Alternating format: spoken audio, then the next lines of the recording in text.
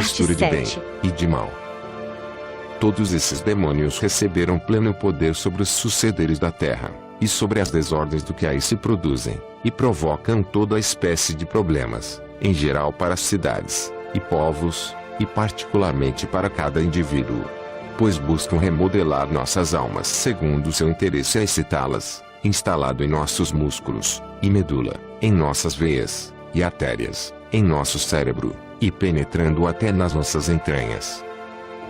Pois, tendo cada um de nós nascido, e sido animado, foi tomado a cargo dos daimons que estavam de serviço sob as ordens de cada um dos astros. Pois os daimons se substituem de instante em instante, os mesmos não permanecem em função, mas em rodízio. Esses daimons, após terem penetrado no corpo nas duas partes da alma, atormentam-na, cada um no sentido de sua própria atividade. Somente a parte racional da alma, escapando à soberania dos daimons, permanece estável, pronta a tornar-se receptáculo de Deus. Se então, na parte racional de sua alma, um ser humano recebe a luz do raio divino através do sol, esses humanos são poucos entre todos, os daimons ficam reduzidos à impotência, pois nenhum dos demônios, nem dos deuses possui poder contra um único raio de Deus. Quanto aos outros humanos, são levados a torto, e a direito, corpos, e almas, pelos daimons, e amam, acariciam essas atividades dos daimons neles. É a razão, não o amor, que é ao mesmo tempo a vítima, e a causa do dissabor. Desta forma, o governo de nossa vida terrestre está inteiramente no poder dos daimons, pelo intermédio de nosso corpo. É a este governo que Hermes chamou destino. Bem, o mundo inteligível depende de Deus, o mundo sensível do inteligível, e o Sol através do mundo inteligível, e do mundo sensível recebe de Deus, por sua providência, o influxo do bem, isto é, a ação criadora. Por outro lado, em torno do Sol gravitam as 8 esferas, dependendo do Sol, e dos astros fixos, as 6 esferas dos planetas, e a esfera única que envolve a Terra. É dessas esferas que dependem os daimons, e dos daimons, os homens, e desta maneira tudo, e todos estão na dependência de Deus. É por isto que Deus é o Pai das coisas, o Sol é o Criador, e o mundo instrumento desta ação criadora. O céu é governado pela substância inteligível, governa por sua vez os deuses, e os daimons colocados sob as ordens dos deuses, governam os humanos. É desta maneira que está disposta, e armada dos deuses, e dos daimons. Deus criou as coisas por si só, por seu intermédio, e as coisas são partes de Deus. Ora, se são partes de Deus, Deus é seguramente tudo. Criando, então as coisas, Deus criou a si mesmo, e é impossível que cesse de criar, pois não pode deixar de ser. E do mesmo modo que Deus não tem fim, também sua atividade criadora não tem começo nem fim. Capítulo 15. Se refletes, ó Rei, verás que entre os corpos também existem incorpóreos. Quais? Diz o Rei. Os corpos que aparecem nos espelhos não te parecem incorporais? Exato, ó Tati, divinamente pensado, diz o Rei. Mas existem ainda outros incorpóreos. Por exemplo, não crês que existem, ainda que incorporais, essas formas que aparecem nos corpos dos seres animados, e no dos inanimados? Bem o dizes, ó Tati. Portanto, os incorpóreos refletem-se nos corpos, e os corpos nos incorpóreos, isto é, o mundo sensível reflete-se no inteligível, e o mundo inteligível no sensível. É esta a razão de se adorarem estátuas, pois estas contêm também formas do mundo inteligível. Nesse momento o Rei se levanta, e diz: é tempo, ó profeta, de ocupar-me de meus hóspedes.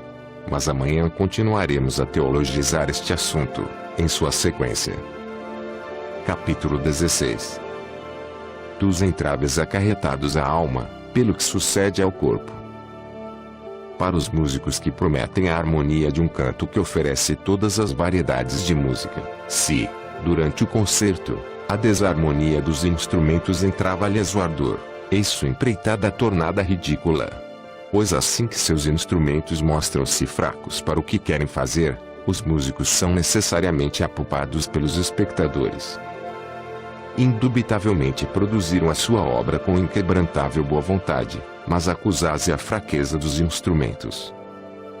Aquele que efetivamente é músico por natureza, e que não somente produz a harmonia dos cantos, mas ainda envia o ritmo da melodia apropriada até cada instrumento em particular, e, é infatigável, é Deus, pois que não é de Deus fatigar-se.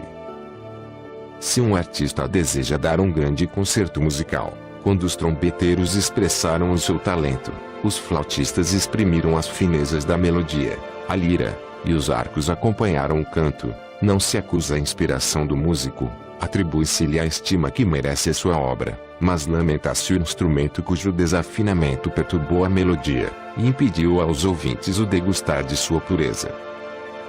No que nos concerne, é preciso que nenhum dos espectadores venha acusar de maneira ímpia, pela fraqueza de nosso corpo, nossa raça, mas deve saber que Deus é um sopro infatigável, sempre nas mesmas relações relativamente à ciência que lhe é própria, saboreando felicidades contínuas, sempre em condições de usar seus benefícios que permanecem os mesmos.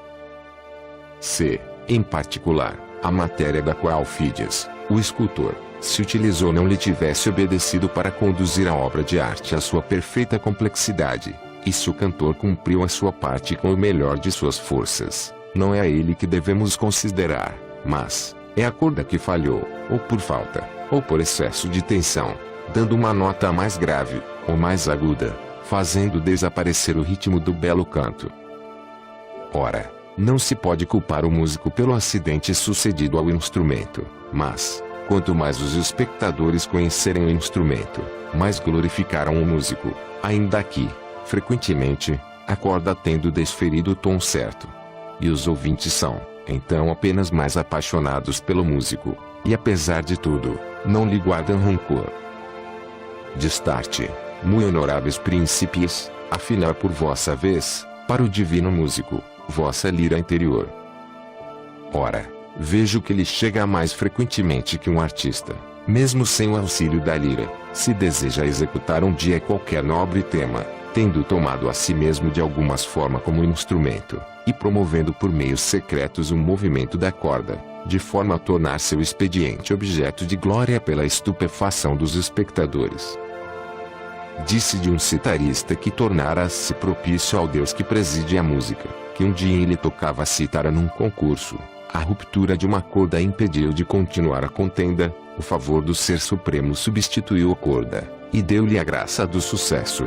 Para substituir a corda, pela providência da divindade, uma cigarra veio a colocar-se sobre a cítara a fim de completar o acorde, ocupando o lugar da corda, e assim o citarista, consolado de sua pena pelo remédio e falta de corda, alcançou a honra da vitória. E foi isto que senti ocorrer comigo, muito honoráveis príncipes. Recentemente, parecia-me que padecia de fraqueza, e sentia-me doente, e todavia, socorro proveniente do céu completou meu canto ao Rei. Tenho a impressão de cantar pela potência do Ser Supremo. Desde então, a conclusão de meu serviço será a glória dos reis, e são os seus troféus que inflamam o zelo de meu discurso. Adiante. Este é o voto do músico. Apressemo-nos, tal é o desejo do músico, e é por isto que plange sua lira. E seu canto será tanto mais melodioso, sua execução tanto mais agradável quanto sujeito a ser tratado requer um canto melhor. Para os reis sobretudo o músico plangeu sua lira, tomou o tom dos panegíricos, e deu-lhes por fito o elogio dos reis, mas anima-se agora a cantar o mais alto rei do universo, o Deus bom, e tendo assim preladeado seu canto pelo céu, desce para saudar em segundo lugar aqueles que detêm o cetro à imagem do Deus Supremo, pois isto é uma coisa que agrada aos próprios reis, que o canto advenha do céu para descer em seguida degrau por degrau, e que seja do lugar mesmo de onde a vitória lhe foi dada que derivem, em justa sucessão, nossas esperanças. Que da mesma forma que o músico se volta para o Rei Supremo do Universo, Deus, que é imortal, que, eterno, possui seu império por toda a eternidade, primeiro glorioso vencedor de quem derivam todas as vitórias posteriores daqueles que receberam de si, em sucessão, a vitória. É para elogiá-los que volta meu discurso, e se coloca entre os reis, árbitros da segurança e da paz universais, que Deus Supremo, há já longo tempo, conduziu ao poder absoluto, a quem a vitória foi dada proveniente da direita de Deus, para quem os prêmios da luta foram preparados antes mesmo que fossem ganhos pela sua superioridade nas guerras, de que os troféus são a parte da disputa, aqueles que foram destinados a ser reis, e prevalecer em tudo, aqueles que expandem o terror entre os bárbaros antes mesmo de colocar em marcha sua armada. Acerca do louvor ao Ser Supremo. Elogio do Rei. Todavia meu discurso ansia acabar seu curso como começou, a concluir pelo louvor ao Ser Supremo, depois aos reis divinos, soberanos árbitros, que nos dão a paz de que gozamos. Pois da mesma forma como começamos pelo Ser Supremo, e a potência do alto, também nossa conclusão, refletindo o começo, será voltada para o Ser Supremo. E da mesma forma que o sol, que alimenta os germes das plantas, é o primeiro a recolher desde que se levanta as primícias, usando para essa colheita os seus raios como mãos imensas, pois são mãos para eles esses raios que colhem em primeiro lugar os mais suaves perfumes das plantas. Da mesma forma devemos, nós originários do Ser Supremo, que recebemos o eflúvio de sua sabedoria, que lhe consumimos toda a substância por essas plantas supracelestes que são nossas almas, dirigir nossos louvores a Ele, que por seu lado, encherá de rocha nosso caminho.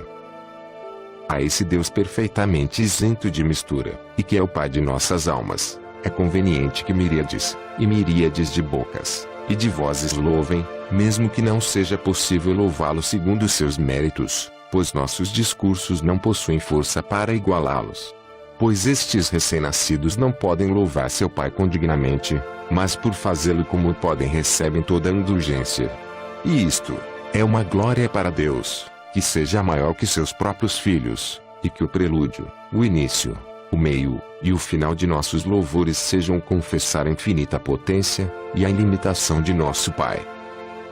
Que seja assim também para um rei. Pois se nos pertence por natureza o louvar a Deus, pois somos como partes saídas dele, é necessário pedir também sua indulgência, mesmo que a maior parte das vezes esta indulgência nos seja concedida pelo Pai antes que a peçamos.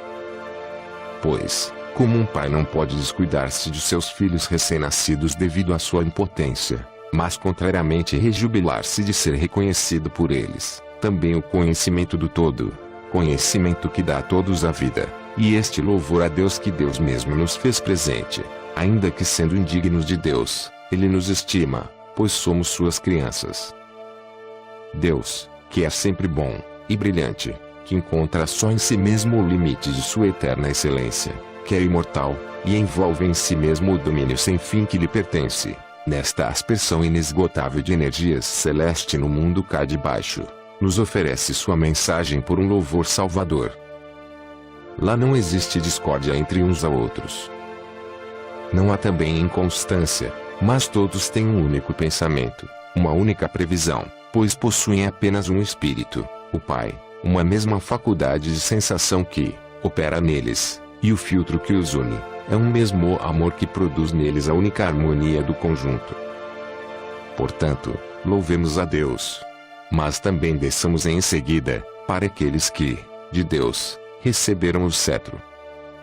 É necessário depois de ter começado pelos reis, aplicando-nos a louvá-lo, colocarmos-nos em forma para os panegíricos, cantar a piedade relativa ao Ser Supremo, em seguida, ofertando a Deus a primeira parte de nossos louvores, ensaiar nossas forças, depois exercê-las por Ele, a fim de exercermos de uma única vez a piedade para Deus, e os louvores para os reis.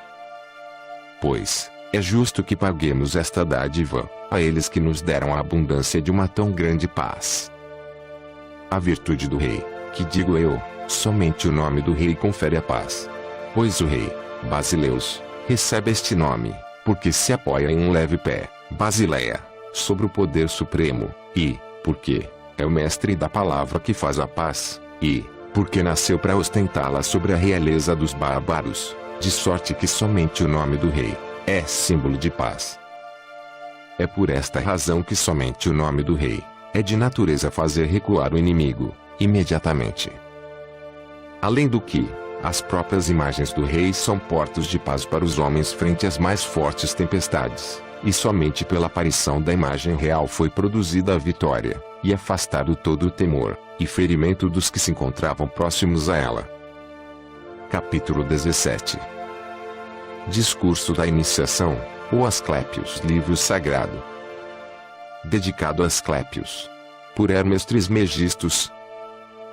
É Deus, sim, Deus, ó Asclépios, que te guiou até nós para que tomasses parte num colóquio divino, tanto que, e bem dizer, de todos que tivemos até agora, ou dos que nos inspiraram a potência do alto, parecerá pela sua escrupulosa piedade, o mais divino. Se te mostras capaz de compreendê-lo, teu espírito será acumulado de todos os bens, se é que existem muitos bens, e não apenas um que os contenha todos. Pois discernem-se entre um e outro termo uma relação recíproca, tudo depende de um único, e esse um é o todo. Estão tão estreitamente ligados que não se saberia separar um do outro. Mas isto, meu próprio discurso vai te ensinar se o escutas com diligente atenção. Todavia, ó Asclépios, o percurso não é longo, vá chamar Tati, para que seja um dos nossos. Assim que entrou, Asclépios propôs a admissão de Amon. Não somos tão ciosos, disse Trismegistus, a ponto de afastar Amon de nosso grupo, pois eu me recordo, muitos de meus escritos lhe foram dedicados, bem como a Tati, meu filho amantíssimo e caríssimo, muitos de meus tratados de física, e uma pluralidade de obras esotéricas. É teu nome, portanto, que eu quero colocar na abertura desse tratado. Não chama mais ninguém além de Amon. Um discurso tão religioso acerca de um tão grande objeto não deve ser profanado pela presença de um numeroso auditório. É uma impiedade divulgar à massa um ensino repleto da completa majestade divina. Quando Amon entrou no santuário, e o fervor dos 4 homens, e a presença de Deus preencheram esse santo lugar, assim que, no silêncio conveniente, todos os espíritos e todos os corações estavam presos com veneração aos lábios de Hermes, o divino Cupido começou nestes termos. Ó Asclépios, toda alma humana é imortal, mas não são todas do mesmo modo, diferem segundo o modo e o tempo. Não é, então, verdadeiro, ó Trismegistus, que todas as almas sejam da mesma qualidade. Deixaste rapidamente de seguir, ó Asclépios, a verdadeira sequência do raciocínio. Não disse eu que tudo é um, e que um é o todo, porque as coisas existiram no Criador antes que as criasse. E não foi sem razão que o chamaram todo, e ele de quem as coisas são membros. Tenha cuidado de lembrar-te, ao longo de todo esse discurso, daquele que sozinho é tudo, ou que é o Criador de tudo. Tudo desce do céu sobre a terra, na água e no ar. Do fogo, somente o que tende de baixo para o alto é vivificante, o que tende para baixo é subordinado ao que sobe. Mas tudo que desce do alto é gerador, tudo que se exala para o alto é nutridor. A terra, que é a única que permanece em repouso em seu lugar, é o receptáculo das coisas, recebe em si todos os gêneros, e, de novo, faz com que apareçam. Aí está o todo que, como te recordas, contém tudo, e é tudo. A alma e a matéria são abraçadas pela natureza, e são postas em movimento por ela, com uma tal diversidade no aspecto multiforme de tudo que toma forma que aí se reconhece um número infinito de espécies que, embora distintas pela diferença de suas qualidades, são, todavia unidas de uma tal maneira que o todo parece um, e que de um tudo parece ter saído. Ora, os elementos graças aos quais a matéria inteira tomou forma, são em número de 4, fogo, água, terra, ar, um mundo, uma alma, um Deus. Agora, atente inteiramente ao que vou dizer, com toda a força da tua inteligência, toda a fineza de teu espírito. Pois a doutrina da divindade, que exige para ser conhecida uma aplicação do intelecto que só pode provir de Deus, Parece bastante com um rio torrencial que se precipita do alto com uma violenta impetuosidade, que exige a atenção, não somente daquele que escuta, mas também daquele que fala. O céu, Deus perceptivo aos sentidos, governa os corpos, cujo crescimento e declínio estão a cargo do sol e da lua. O céu, por sua vez, a alma, e todos os seres do mundo, são regidos por aquele que os criou, Deus. Ora, desses corpos celestes, todos igualmente regidos por Deus, expandem-se contínuos eflúvios através do mundo, e através da alma de todos os gêneros, e dos indivíduos, de um lado, e outro da natureza. Todavia a matéria foi preparada por Deus para ser o receptáculo das formas sensíveis de toda aparência, e a natureza imprimindo as formas sensíveis na matéria por meio dos 4 elementos, prolonga até ao céu, e série de seres para que agradem aos olhares divinos. Ora, todos os seres dependentes dos corpos do alto, distribuem-se em formas sensíveis da forma que vou dizer. Os indivíduos de cada gênero seguem a forma de seu gênero, de forma que o gênero seja o todo, um indivíduo uma parte do gênero. Desta forma, o gênero dos deuses produzirá os indivíduos deuses. O gênero dos daimons, e similarmente os dos humanos, bem como dos pássaros, e de todos os seres contidos pelo mundo, engendram indivíduos que lhes são semelhantes. Existe um outro gênero de viventes, sem alma, para dizer a verdade, mas não sem faculdades sensitivas, de modo que os bons tratos os fazem crescer, e os maus decrescer, e perecer. Entendo por isso todos os seres que tomam vida na terra pelo bom estado das raízes, e do caule, desse gênero de seres, os indivíduos estão dispersos por toda a terra. Quanto ao céu, está pleno de Deus. Os gêneros de seres que acabo de mencionar ocupam todo o espaço até os lugares próprios dos gêneros dos quais os indivíduos, todos sem exceção, são imortais. Pois o indivíduo é uma parte do gênero, o ser humano é parte da humanidade, e necessariamente segue a qualidade de seu gênero. E, se bem que todos os gêneros sejam imortais, os indivíduos não são todos imortais. No caso da divindade, o gênero e os indivíduos são imortais. Nas outras raças de viventes, o gênero é imortal, e os indivíduos mortais, mas nem por isso cessa a eternidade do gênero que desenvolve sua duração pela fecundidade reprodutora. Destarte, os indivíduos são mortais, os gêneros não o são, o ser humano é imortal, a humanidade é imortal. Todavia os indivíduos de cada gênero comunicam-se com todos os outros gêneros tenham sido, estes indivíduos, produzidos anteriormente, tenham nascido daqueles que foram produzidos. Portanto, todos os seres que são produzidos, ou pelos deuses, ou pelos daimons, ou pelos homens, são indivíduos inteiramente semelhantes, e seus gêneros respectivos, pois os corpos não podem receber suas formas sem a vontade divina, os indivíduos sua figura sem o concurso dos daimons, e os seres inanimados não podem ser plantados e criados sem a mão do homem. Aqueles que entre os daimons saem de seu gênero para atingir um outro gênero são levados a entrar em contato com um indivíduo do gênero divino, são tidos, graças a essa vizinhança, e a esse intercâmbio, por semelhantes aos deuses.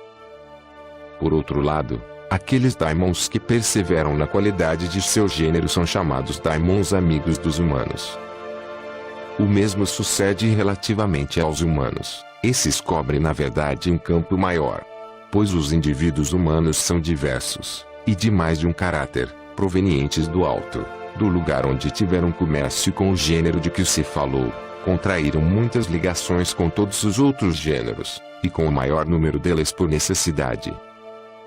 Este ser humano se aproxima dos deuses que graças ao espírito que o aparenta aos deuses, uniu-se a eles por uma religião inspirada do céu. Este outro se aproxima dos daimons por ter se unido a eles. Aqueles permanecem simplesmente humanos, contentes que estão com a posição intermediária de seu gênero, e todos os seres do gênero humano assemelhar-se-ão ao gênero do qual tenham frequentado os indivíduos. Assim, é uma grande maravilha o ser humano, um vivente digno de adoração e honra, pois passa a possuir a natureza de um Deus como se fosse um Deus, possui familiaridade com o gênero dos daimons sabendo que possuem a mesma origem. Despreza esta parte de sua natureza que é apenas humana, pois depositou sua esperança na divindade da outra parte. Oh! De que mistura privilegiada é feita a natureza humana! Unido aos deuses, pelo que possui de divino, e que o aparenta a eles, a parte de seu ser que o faz terrestre despreza em si mesmo todos os outros viventes aos quais se sabe ligado em virtude do plano celeste, prende-se-lhes por um laço de amor, e eleva seus olhares para o céu. Tal é, então, a sua posição privilegiada de intermediário que ama os seres que lhes são inferiores, como é amado por aqueles que o dominam. Cuida da terra, mistura seus elementos pela velocidade de seus pensamentos, pela ponte do espírito atira-se no abismo do mar. Tudo lhe é acessível. O céu não lhe parece muito alto, pois médio como próximo graças à sua engenhosidade. O olhar que seu espírito dirige, nenhuma miragem ofusca, a terra nunca é tão compacta que consiga impedir seu trabalho, a imensidão das profundidades marinhas não obscurecem a sua visão que mergulha. É ao mesmo tempo as coisas, e está em toda a parte. Entre todos esses gêneros de seres, aqueles que são providos de uma alma têm raízes que os atingem do alto para baixo. Por outro lado, os seres desprovidos de alma possuem raízes que vêm de baixo para o alto. Certos seres se alimentam de alimentos de duas espécies, outros, de alimentos de uma só espécie. Existem dois tipos de alimentos, os da alma e os do corpo, as duas partes componentes do vivente. A alma é alimentada pelo movimento sempre mantido do céu. Os corpos devem seu crescimento à água, e à terra, alimentos do mundo inferior, o sopro que preenche o universo, espalha-se em todos os seres animados, e lhe dá vida, enquanto que o ser humano, além do entendimento, recebe o intelecto, quinta parte, única proveniente do éter, dada ao ser humano como um dom. Mas de todos os seres que possuem vida, somente o ser humano possui intelecto, e este o eleva, exalta, de forma a que possa atingir o conhecimento do plano divino. Por outra parte, como fui levado a falar do intelecto, voltarei a falar acerca de sua doutrina, pois é uma doutrina muito alta e santa, não menos alta que aquela que trata da própria divindade. Mas terminemos nosso assunto. Falei desde o início desta união com os deuses, da qual são seres humanos os únicos a fruir pelo favor dos mesmos. Referi-me a esses dentre os humanos que obtiveram a felicidade suprema de adquirir esta faculdade divina da intelecção, este intelecto mais divino que existe somente em Deus, e no entendimento humano. Então, ó Trismegistos, o intelecto, não é de mesma qualidade em todos os homens? Não, ó Asclépios, nem todos atingiram o verdadeiro conhecimento, mas, em seu cego impulso, sem nada ter visto da verdadeira natureza das coisas, deixam-se arrastar por uma ilusão que cria a malícia nas almas, e faz cair o melhor dos viventes até a natureza da besta, e a condição dos brutos. Mas o que se refere ao intelecto, e sujeitos conexos, será tratado completamente quando vos falarei do sopro. Único entre os viventes, o ser humano é duplo, e uma das partes que o compõem é simples, aquela que os gregos chamam de essencial, e nós, formada à semelhança de Deus. A outra parte é quádrupla, aquela que os gregos chamam material, e nós, terrestre. É dela que foi feito o nosso corpo, que serve de envoltório, e esta parte do ser humano que nós acabamos de dizer que é divina, porque neste abrigo, a divindade do espírito puro repousa apenas com eles, como que dividida, atrás do muro do corpo. Porque foi necessário, ó Trismegistos, que o ser humano fosse estabelecido na matéria em lugar de viver na felicidade suprema na região onde Deus habita. Eis uma boa questão, Asclépios, e peço a Deus que me dê os meios de respondê-la. Pois se tudo depende de sua vontade, essas discussões sobre o todo supremo, esse todo que faz o objeto de nossa pesquisa atual, sobretudo. Escuta então, ó Asclépios. Quando o Senhor, e o Criador das coisas, que chamamos com justiça Deus, faz, segundo após ele, o Deus visível e sensível, esse segundo Deus, Se o digo sensível, não é que queira dizer que seja ele mesmo dotado de sensação. Se ele o é, ou não, o discutiremos em um outro momento, mas, porque cai sob o sentido visual, quando Deus, então produziu este ser, o primeiro que tirou de si mesmo, mas o segundo depois dele, e que este lhe pareceu belo, pois estava acumulado da bondade de todos os seres, amor como fruto de sua divindade. Então em Deus Todo-Poderoso, e bom, quis que existisse um outro ser que pudesse contemplar aquilo que havia tirado de si mesmo, e prontamente criou o ser humano, cuja razão e cuidado com as coisas devem ser a imitação dos de Deus. Pois a vontade, em Deus, é o cumprimento mesmo do ato, pois querer e fazer são coisas realizadas por ele no mesmo instante. Ora, após haver criado o ser humano essencial, como visse que esse ser humano não poderia cuidar das coisas se não cobrisse com um envoltório material, deu-lhe um corpo por domicílio, e prescreveu que todos os seres humanos fossem tais, compondo de uma e outra natureza, uma fusão e uma mistura únicas na proporção conveniente. Foi desta forma que conformou o ser humano, da natureza do espírito e do corpo, isto é do eterno e do mortal, para que o vivente formado dessa forma pudesse satisfazer a sua dupla origem, admirar e adorar as coisas celestes, tomar conta das coisas terrestres e governá-las. Agora, por coisas mortais não entendo a terra e a água, esses dois elementos que, entre os quatro, a natureza colocou à disposição do ser humano, mas tudo que o ser humano produz, seja nesses elementos, seja tirando desses elementos, por exemplo a cultura do solo, as pastagens, as construções, os portos, a navegação, as relações sociais, as trocas mútuas, as obras que constituem o liame mais sólido de ser humano a ser humano, e entre o ser humano, e esta parte do mundo que é feita de terra-água. Esta parte terrestre do mundo, é mantida pelo conhecimento à prática das artes e das ciências, sem as quais Deus não quis que o mundo pudesse passar a ser perfeito. Pois o que Deus decretou deve ser necessário e cumprido, quer uma coisa, e ela está feita, e não se pode acreditar que Deus volte atrás alguma vez acerca do que decretou um dia, pois sabia muito antes que esta coisa se produziria, e que o agradaria. Mas percebo bem, ó Asclépios, com qual impaciente desejo de alma queres compreender como o ser humano pode fazer, do céu, e dos seres que aí se encontram, o objeto de seu amor, e de seus cuidados. Escuta, ó Asclépios. Amar o Deus do céu, e todos os seres celestes, é unicamente prestar-lhes uma contínua reverência. Ora, de todos os viventes, divinos, imortais, nenhum outro a prestou, senão o homem. Esses testemunhos humanos de admiração, de adoração, de louvor, de reverência, fazem a delícia do céu e dos seres celestes.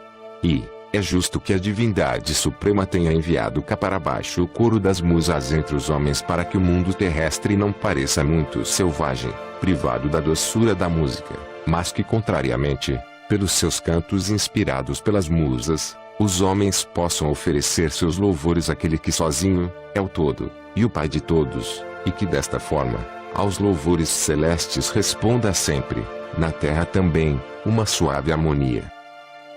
Alguns humanos, em muito pequeno números, dotados de uma alma pura, receberam como parte a augusta função de levar seus olhos para o céu. Mas todos aqueles que, em virtude da mistura de sua dupla natureza, deixaram-se restar, pelo peso do corpo, a um nível inferior de conhecimento, destinam-se ao cuidado dos elementos ou, ainda, dos inferiores. O ser humano é, portanto, um vivente, e não digo